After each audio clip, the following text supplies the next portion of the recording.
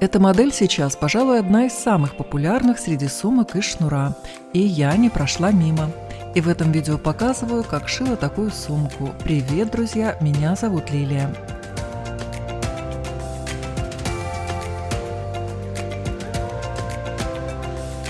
Шить начинаю с деталей из шнура. Я выбрала натуральный хлопковый шнур для шитья со статическим полипропиленовым сердечником. Его диаметр 5,5 мм. Я оставлю все возможные артикулы на материалы в описании под этим видео.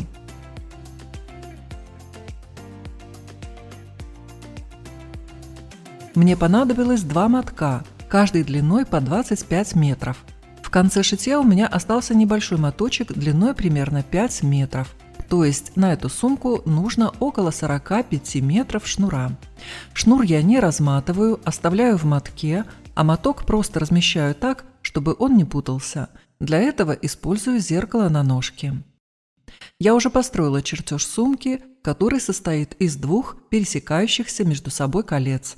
Внешний диаметр кольца 22,5 см, внутренний диаметр 10,5 см, а ширина кольца 6 см. Длина внутренней окружности примерно 33 см, плюс добавляю 1 см, чтобы учесть толщину шнура. Итого 34 см, которые я откладываю на шнуре и сворачиваю его в кольцо, чтобы начать сшивать шнур. Шить буду на обычной бытовой машине нитками номер 40 в цвет шнура. Иглы использую номер 100 для джинсовых тканей, но можно использовать и обычные универсальные иглы. Настраиваю строчку зигзаг, ширина 5,5, шаг 2.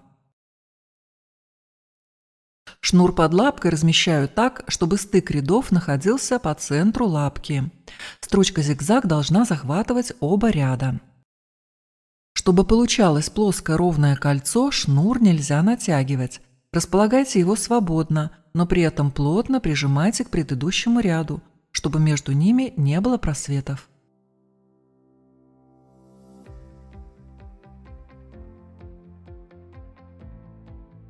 Обратите внимание, что кольцо у меня не располагается полностью на платформе машины, а это может привести к тому, что готовое кольцо не будет выкладываться на плоскости. Поэтому слева от платформы вы можете подложить стопку книг, подобрав их толщину под высоту платформы машины.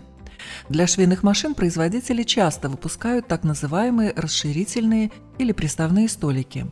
Что-то похожее на этот столик я сделала сама из пенополистирольной плиты. В плите вырезала отверстие по форме платформы. Снизу подклеила импровизированные ножки, подобрав высоту под высоту платформы машины, а всю поверхность обклеила прозрачным скотчем. Вот теперь вся сшиваемая деталь находится на одной плоскости, благодаря чему будет ровной.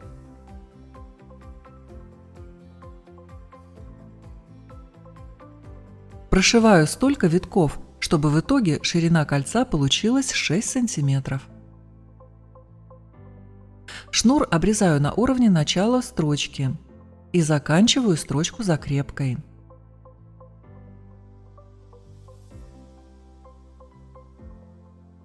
Вот такое кольцо получилось. Снова отмеряю 34 см на шнуре, но прежде чем свернуть его в кольцо, продеваю конец шнура через отверстие готового кольца. И уже в таком виде начинаю сшивать второе кольцо, которое должно получиться по размерам таким же, как и первое. Еще хочу отметить, что все обрезанные концы можно запечатывать с помощью клея ПВА или специального клея для ткани.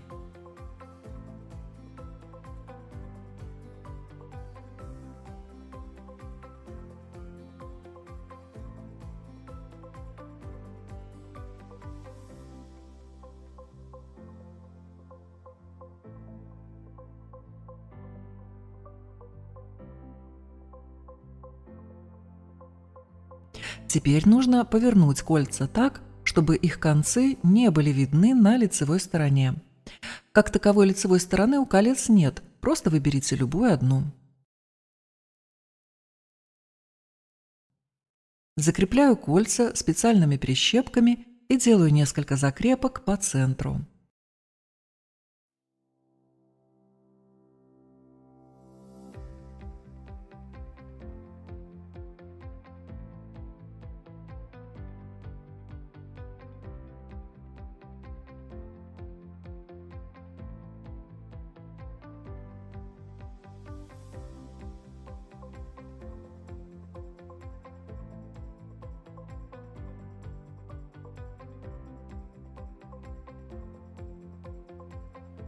Вот так получилось, и концы расположены на одной стороне.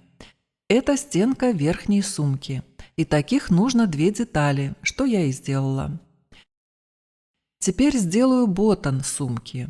Ботан – это деталь, которая создает боковую, нижнюю, верхнюю поверхность сумки, то есть задает ее форму, объем. От центральной горизонтальной линии поднимаюсь вверх слева и справа по 1,5 см. Прямо на схеме отмеряю длину шнура от намеченных точек. Полученный отрезок шнура складываю и от сгиба начинаю зигзагообразную строчку. При этом короткий отрезок шнура у меня располагается слева.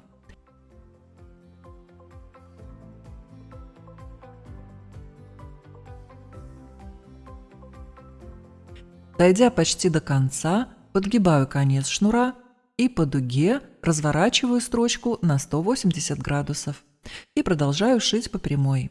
На концах продолжаю точно так разворачиваться.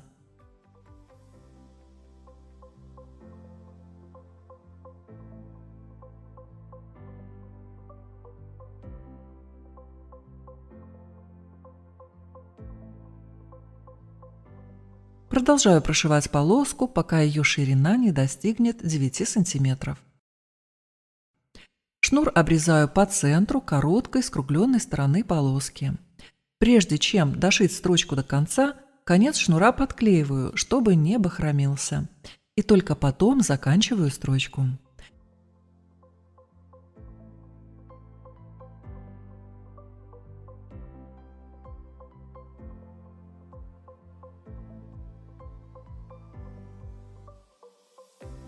В итоге полоса получилась размером 9 на 53 сантиметра.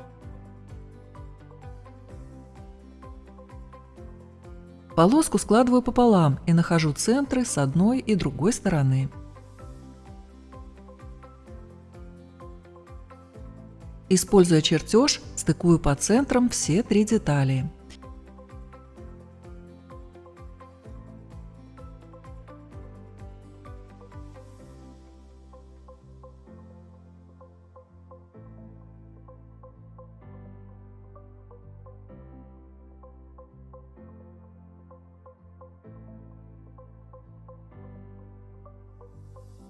И места стыков соединяю с помощью небольших закрепок на швейной машине. Я это делаю для того, чтобы потом было проще соединять между собой детали и правильно их ориентировать между собой.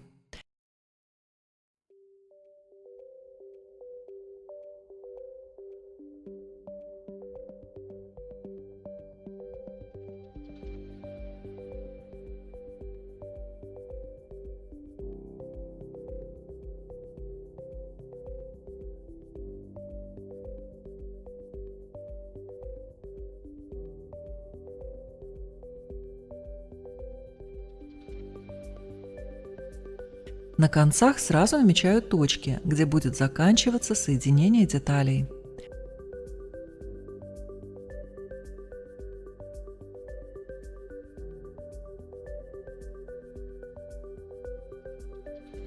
Соединяю детали между собой ручными стежками.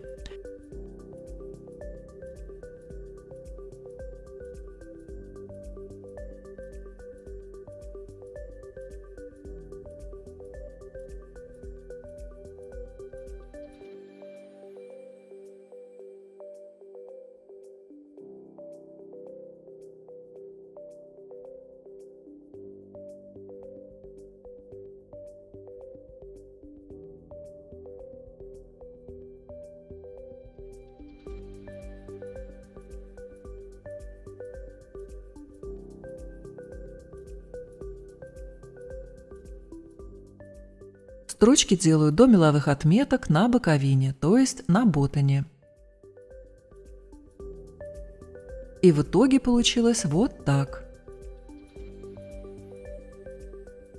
Внимательно рассмотрев готовую часть верха сумки, мне показалось, что ботан можно было бы удлинить сантиметра на 3-4 с обеих сторон, а может быть даже и немного больше.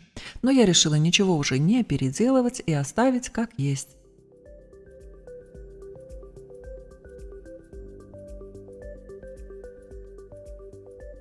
Очень часто в таких моделях внутреннюю сумку шьют в виде мешочка, но я решила сделать по-своему, чтобы была возможность закрывать на застежку молнию. Стенка внутренней сумки совпадает с чертежом, который я делала для сумки из шнура.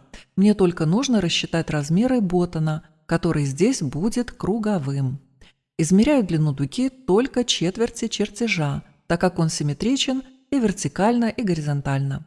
Получилось 22,5 см.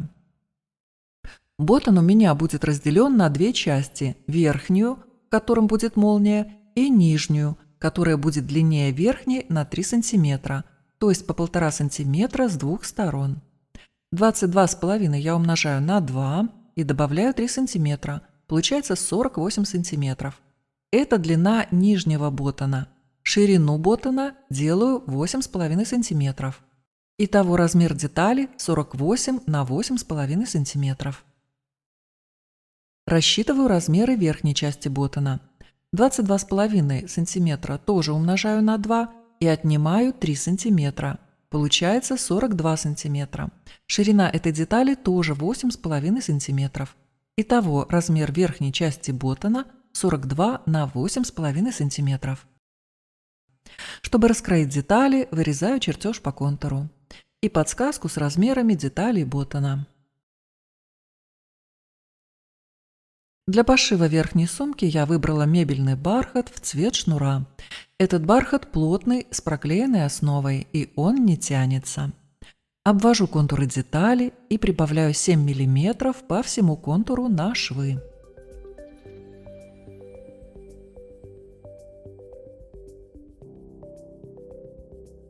Вырезаю две детали, а вместе с ними и детали боттона с припусками на обработку.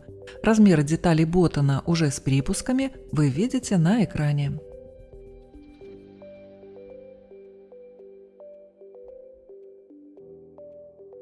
Сразу вырезаю детали подкладки, но вырезаю их с дополнительными припусками примерно по 1 см ко всем контурам всех деталей. Эти припуски я делаю для того, чтобы после стежки подкладки контуры можно было уточнить и подрезать, ведь стежка может немного перекашивать детали, изменяя их форму. Для подкладки я выбрала хлопчатобумажную плотную ткань. Для придания объема стежки и дополнительной плотности всей внутренней сумочки использую одежный утеплитель, который называется фильц. Можно использовать и тонкий синтепон, который предварительно можно проутюжить через влажную ткань.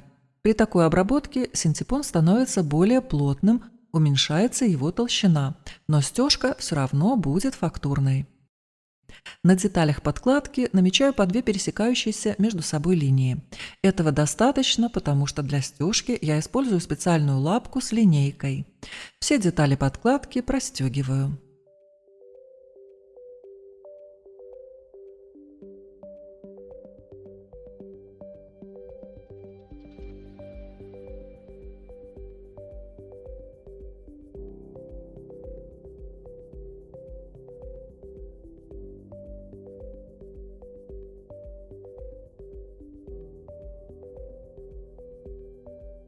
Получилось вот так.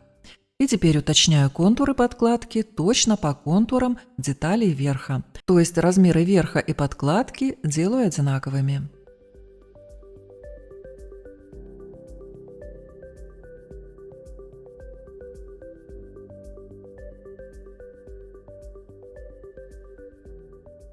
Теперь мне нужно пришить молнию. Выбираю короткие полоски бархатной детали и подкладки. Разрезаю их вдоль ровно пополам.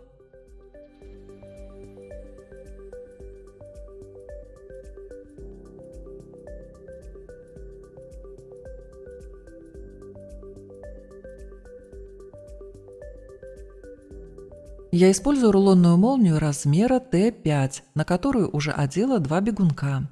Можно, конечно, использовать молнию и с одним бегунком, но мне больше нравится, когда у молнии сумки именно 2 бегунка. Сначала притачиваю молнию к деталям верха.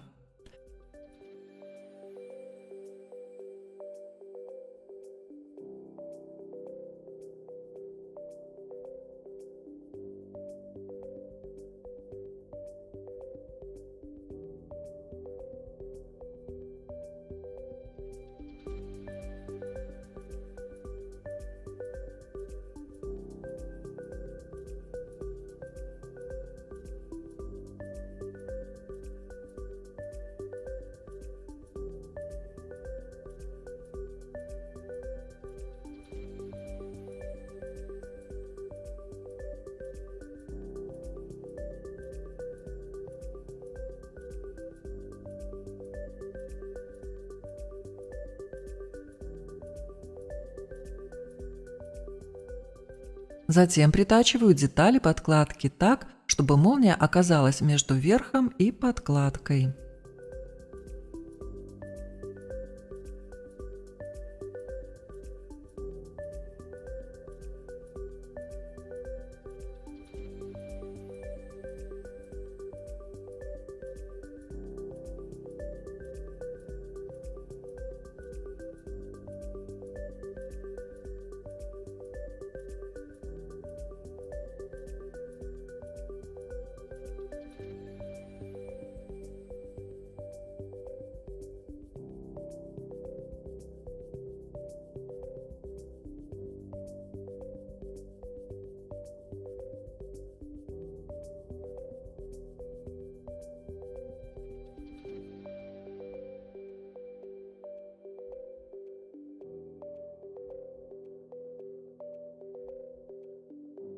Вот так получилось. И теперь с лицевой стороны прокладываю строчки, хорошо расправляя детали.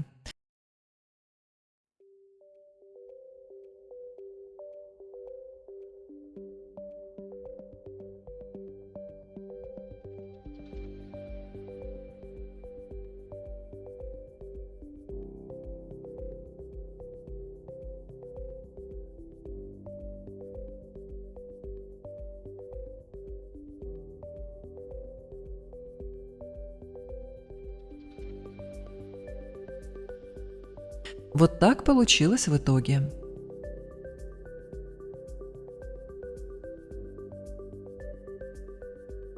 Из полоски бархата складываю небольшой хлястик, который перегибаю и прострачиваю от сгиба на расстоянии 2,5 см.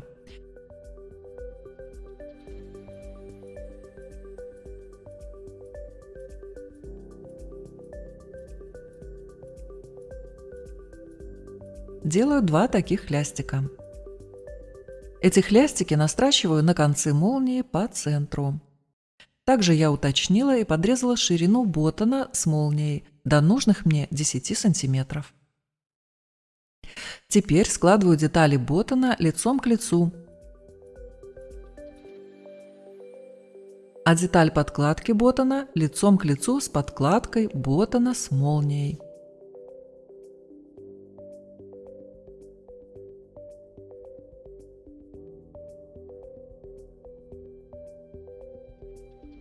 Детали стачиваю шириной шва 1 см. Вот так должно получиться. Срезы подрезаю, выравнивая.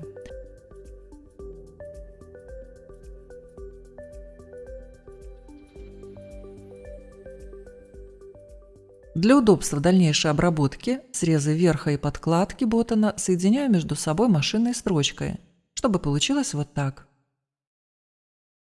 Детали верха и подкладки стенок сумки я тоже соединяю между собой по срезам, а дальше соединяю ботан и стенки, стачивая их швом 7 мм.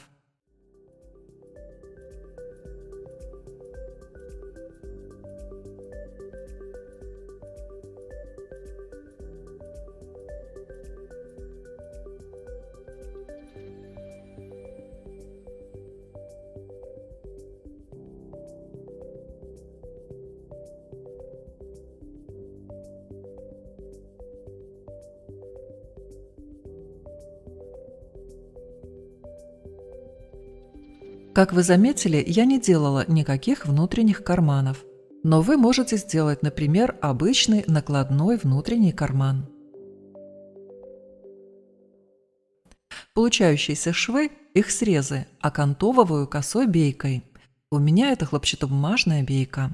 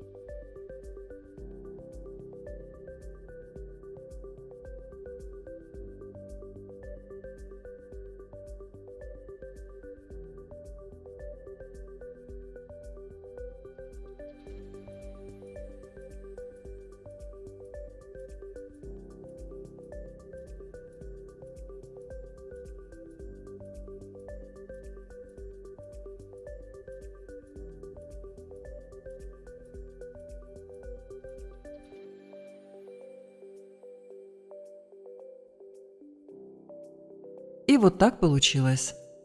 И готовую сумку выворачиваю на лицевую сторону. Эта внутренняя сумочка хорошо держит форму за счет как самой плотной бархатной ткани, так и стеганой подкладки и окантовки внутренних срезов.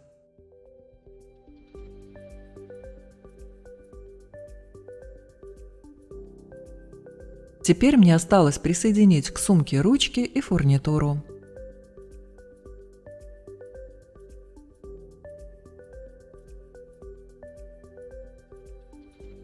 На расстоянии 9 см от центра намечаю места расположения ручек.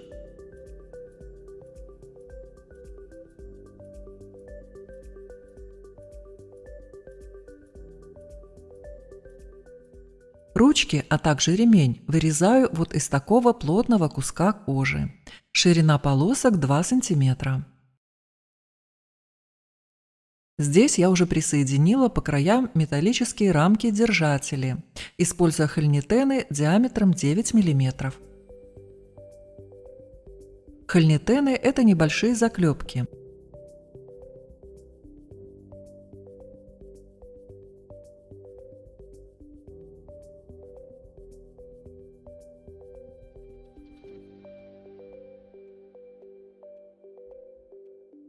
Я понимаю, что не у всех есть возможность для установки такой фурнитуры.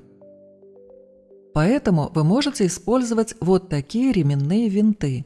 Они бывают разной длины и размеров, разных цветов и устанавливаются в отверстия с помощью обычной отвертки. Я подготовила две ручки, каждая длиной по 42 см. Это размер без металлических рамок-держателей, которые я закрепила на концах. Для крепления ручек на сумку нарезала 4 кожаные полоски длиной по 5,5 см. Напомню, что ширина всех полосок у меня 2 см. На концах полоски делаю отверстие. Полоску вместе с ручкой закрепляю к сумке с помощью хольнитенов. Когда я закрепляю фурнитуру на поверхность из шнура, то стараюсь просто раздвигать ряды шнура между собой и в эти промежутки заводить фурнитуру. Тот, кто занимается натуральной кожей, в обязательном порядке обработал бы края таких кожаных полосок. Но я не стала углубляться в суть этого вопроса и оставила так, как у меня получилось. В конце концов, вы можете купить и использовать готовые ручки и ремень для сумки, а не делать их так, как делала я. Не могу сказать, что это выгодно, но наверняка уже готовые части сумки сэкономят вам время на ее изготовление. Вкладываю внутреннюю сумочку и в этих местах буду закреплять полоски кожи, длина которых 6 см. И металлические полукольца для крепления длинной ручки. Здесь я уже использую не хольнитены, а те самые ременные винты. Эти у меня длиной 9 мм. И здесь я решила, что будет неплохо каким-то образом закрепить и внутреннюю сумочку. Поэтому на бархатных хлястиках делаю отверстие и винтами соединяю и внутреннюю бархатную сумочку.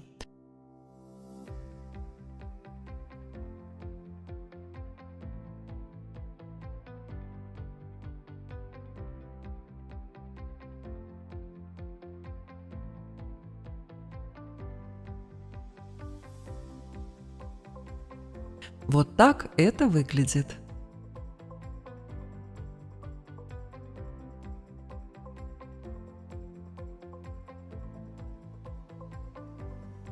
Из шнура делаю еще одну деталь. Это будет клапан.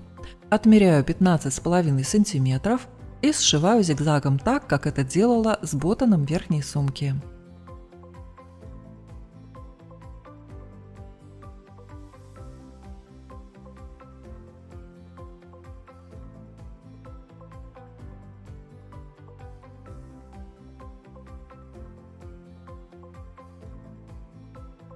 Шью до ширины детали 10,5 см.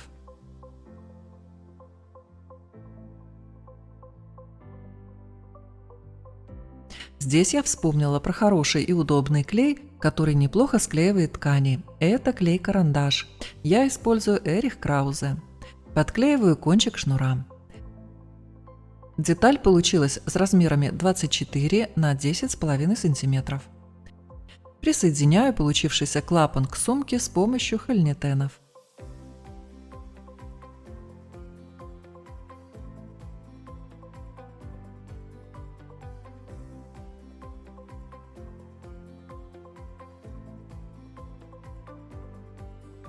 На лицевой стороне клапана и сумки закрепляю вот такой замочек.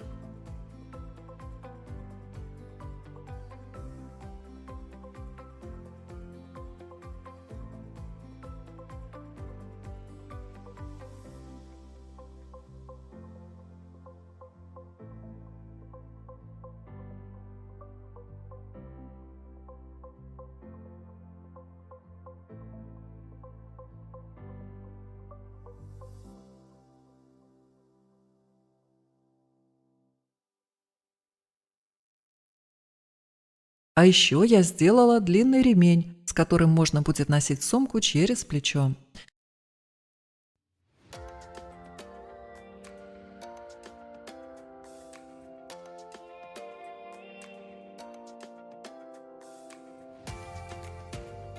Я вспомнила, что у замочка есть маленький ключик, который я повесила на брелок.